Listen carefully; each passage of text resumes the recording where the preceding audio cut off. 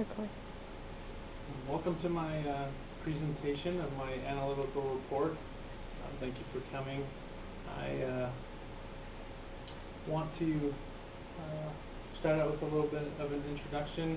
My report was on an analysis of the effects of second language acquisition on the cognitive development of a child. And it's not as complicated as it sounds. It's basically about bilingualism and the effect it has on children. The topic of bilingualism is one of growing interest in the United States because of the amount of immigration that's going on. According to the 2000 census, 17.9% of the population, or roughly 1 in 6 people, use a language other than English in their home. And the question I kind of had was, how is this going to affect the children of these families? Are they going to be raised bilingual? And what kind of effect can that have on their development? Currently, when you talk about bilingualism, there's myths that kind of float around. One is that the children will be confused or overwhelmed trying to learn 2 languages. And another one is that they won't adequately learn English. Both of these myths don't seem to prove true. Most of the time, there's enough exposure from the outside of the home that the children pick up English quite easily. But one fact about bilingualism that is true is that without effort, a minority language can be lost rather quickly, and families need to decide, if they're going to really raise their children bilingually. As can be seen from the chart, the life expectancies of these languages for immigrant families isn't very long. Mexicans and Latin Americans are generally longer. Within about 2 generations, it's no longer spoken in the home, and after about 3 generations, children can't speak Spanish very well at all. But other cultures, such as Filipinos, within 1 generation, it's no longer spoken at the home or even spoken very well. So this topic is important because it affects different areas of life, such as government, education, and family life. In politics, especially with illegal immigration being discussed in the nation, we need to be more aware of bilingualism and some of the benefits that it can have. In education, we need to be more understanding in the ways that we deal with bilingual teaching or bilingual classrooms. And in family life, we can help families make better informed decisions about how they're going to raise their children, whether bilingually or not. So it's important to understand the effects that second language can have on children. To raise a bilingual children, there's different methods. 2 of the bigger well-known methods are the one person, one language method and the minority language in the home method. Both have advantages and disadvantages.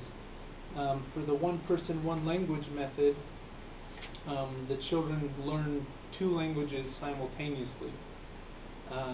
So they're able to learn at equal pace both languages. And if both parents speak a language that's different from the majority community language, then they have the possibility to be trilingual children.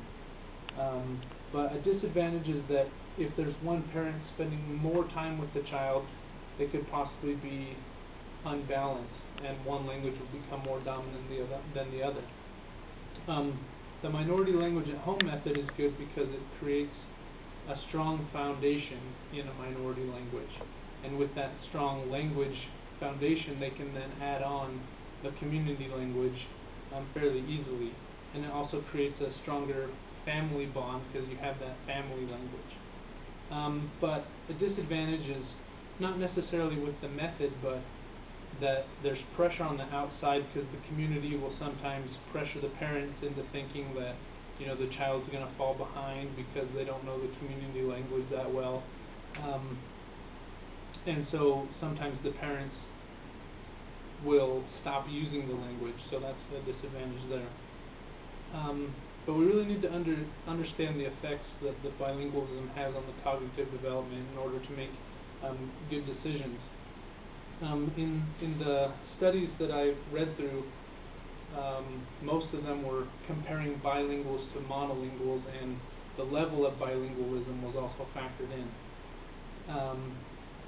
And they were evaluated based on different tests and exercises used to measure the cognitive skill. And they found that bilinguals were more adept at dissecting the patterns and rules of language. They were able to break down languages into their patterns and able to figure them out better than monolinguals. But they did find that low-level bilinguals didn't experience the same level of effects. They weren't as prominent. So it's really important that the minority language is supported. Physiologically, they were able to find differences in the brain of bilinguals. It was increased gray matter levels. Gray matter is where you have the neurons and the synapses, and it indicates brain activity.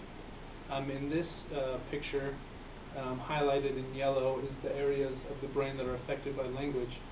And in these graphs, they were able to find that as the proficiency in the second language went up, the density of gray matter in the brain increased.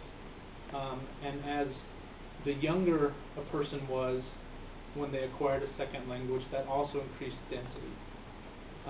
So they were seeing more brain activity in this area the younger a person was and the greater that they understood a second language as compared to monolinguals didn't have as much activity. There is, however, the chance for disadvantages if a minority language is replaced by the community language at a young age. So if you have like a 2, 3, 4-year-old that is growing up learning a minority language, but then in the community they go to preschool or something and they start learning the majority language, because they don't have a strong linguistic foundation yet, adding that second language on can cause confusion and sometimes retarded development. Like they don't learn as fast as the other students. So that minority language that they grew up with in the home needs to be constantly reinforced in the home and in school if possible. And all the findings would suggest further research, and one big question that was presented in the studies was, does the advantages from childhood that are apparent because the children were more capable of understanding language and performing these exercises, but they want to know if it carries over into adulthood, which is kind of hard to study because you can't control the upbringing of the child. A lot of these studies try to eliminate as many factors as they can to base the study on just the fact that the students or the children are bilingual. But as children grow, they experience different things and cognitive development happens in different ways, so it's a large area of study that's going on.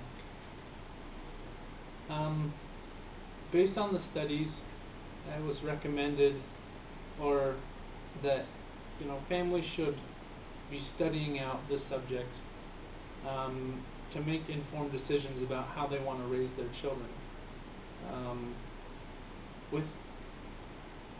In order to really establish a firm linguistic understanding, if parents do decide for bilingualism in their children, they need to be determined to see it through, to make sure that language is supported and have a network of support in order to establish that strong foundation.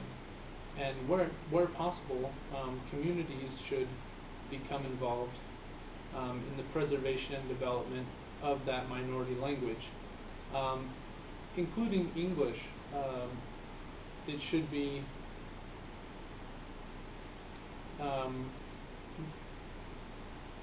supported in conjunction with the minority language, so that as they develop those strong roots in the native language of their parents, that they're also able to add on English without any detrimental effects to their development.